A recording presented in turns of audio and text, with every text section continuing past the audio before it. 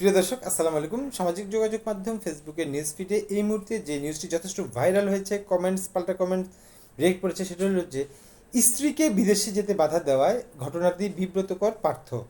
বাংলাদেশ জাতীয় পার্টির বিজেপির চেয়ারম্যান আন্দালিব রহমান পার্থ স্ত্রীকে বিদেশে যেতে বাধা দেওয়া হয় আজ বিমানবন্দরে। এই ঘটনাটি ঘটে, এটাতে পার্থ যথেষ্ট বিব্রতিকর, এতে বলা হয়েছে। জনাব পার্থ বলেছেন, বাংলাদেশ আওয়ামী লীগ যারা করেন, আওয়ামী লীগের পরিবারের যারা আছেন তারা সবাই তো খারাপ নয়। আমার স্ত্রী বিএনপির নির্বাচনও করেছেন, তাকে অবশ্যই সবাই জানা দরকার। আর ব্যক্তিগতভাবে আমার যেই অবস্থান, তাতে তার প্রতি সহযোগিতা করা দরকার ছিল। তিনি অনেকটা দুঃখ প্রকাশ করেছেন।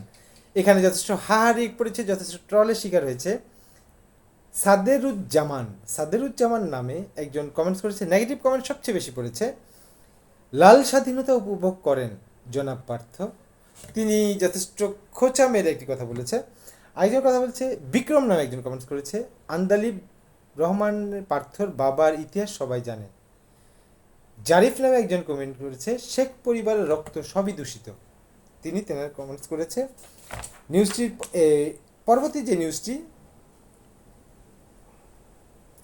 এই নিউজটি যথেষ্ট ট্রলের শিকার হয়েছে। বাংলাদেশ আওয়ামী লীগের কর্মকাণ্ড নিষিদ্ধ করায় ভারত উদ্বিগ্ন। রণধীর জয়স ওয়াল 10ই মে সন্ধ্যায় দিল্লিতে পররাষ্ট্র মন্ত্রণালয়ের সাংবাদিক সম্মেলনের একটি প্রশ্নের জবাবে তিনি এই কথাটি বলেন। তিনি বলেন, কোনো উপযুক্ত পদ্ধতি অনুসরণ না করেই আওয়ামী লীগের উপর নিষেধাজ্ঞা আরোপ, এটা উদ্বেগজনক ঘটনা। এই জিনিসটি যথেষ্ট ট্রল শিকার হয়েছে, যথেষ্ট অশ্লীল কমেন্টস করেছে। শালীন না হওয়াতে কমেন্টস নেওয়া যাচ্ছে না। মাজারুল নামে একজনের একটি কমেন্টস নেওয়া যায়। তিনি বলেছেন, ভারত যেহেতু উদ্বিগ্ন প্রকাশ করেছে, সুতরাং বাংলাদেশ সঠিক কাজ করেছে। তিনি একটি পরবর্তীতে আরেকটি নিউজ, এই নিউজটি যথেষ্ট ট্রলের শিকার হয়েছে। দলীয় শৃঙ্খলা ভঙ্গের দায়ে বিএনপির নেতা বহিষ্কার, কমিটি বিলুপ্ত। খুলনায় দাকোপে খাল ইজারা নিয়ে বিএনপির দুই গ্রুপের সংঘর্ষ হয়।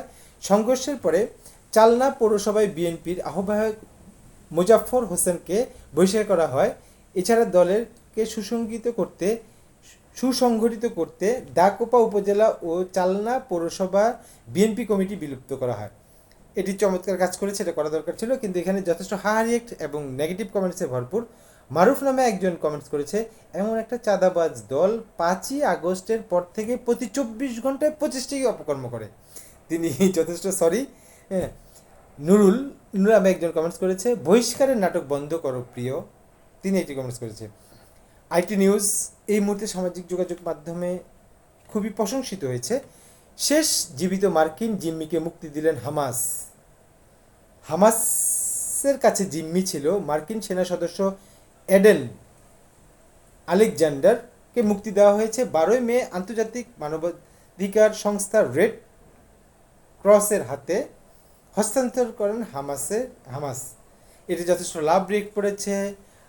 আলী হাওলাদার বলেন, স্বাধীন ফিলিস্তিনির বিকল্প নেই। তিনি ফিলিস্তিনি। আইটি নিউজ যথেষ্ট ট্রলের শিকার হয়েছে, যথেষ্ট নেগেটিভ কমেন্টস পড়েছে। 6,643 টাকার প্রকল্প হাতের টানে উঠে যায় পিচ। কুষ্টিয়া থেকে মেহেরপুরে নির্মাণ করা হয় একটি সড়ক, সেই সড়কের ব্যয় ধরা হয় 643 কোটি টাকা, কিন্তু যে প্রকল্পটি শেষ হয়েছে হাত দিয়ে টান দিয়ে রাস্তার পিচ তুলে ফেলা যাচ্ছে। এই নিউজটি যথেষ্ট স্যাড কমেন্টস পড়েছে, যথেষ্ট হাই পড়েছে।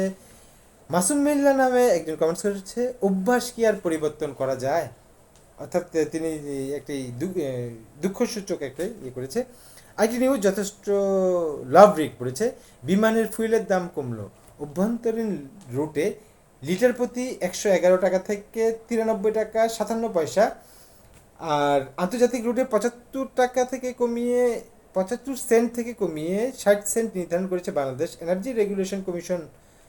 তো এই নিউজটি যথেষ্ট লাভ রেট পড়েছে, ভালো খবর, আলহামদুলিল্লাহ।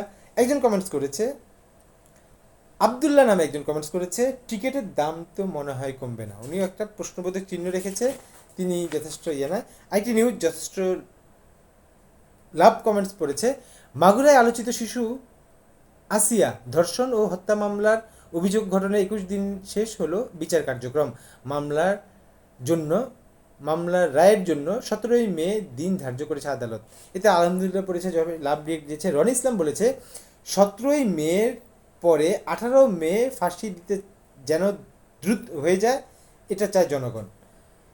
আর আরাফ নূর নামে একজন কমেন্টস করেছে, পরকীয়ায় বলি শ্বশুর, উনি ওনার মন্তব্য করেছে। আইটি নিউজ, ভারতের পাঞ্জাবে 5 গ্রামে ভেজাল মদ পান করে অন্তত 14 জনের মৃত্যু খবর পাওয়া গেছে।